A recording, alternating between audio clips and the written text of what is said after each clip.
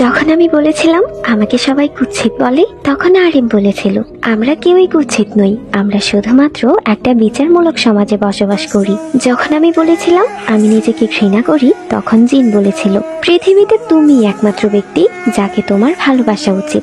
যখন আমি বলেছিলাম আমি কোনো কিছুতেই পারফেক্ট নই, তখন সুগা বলেছিল তুমি পৃথিবীতে এসেছো সত্যিকারের মানুষ হতে, নিখুঁত হতে নয়। যখন আমি বলেছিলাম আমার হাসতে ভালো লাগে না, তখন যেই হোক বলেছিল পরিস্থিতি যেমনই হোক হাসতে শেখো, কারণ এটা তোমায় শক্তি যোগাবে।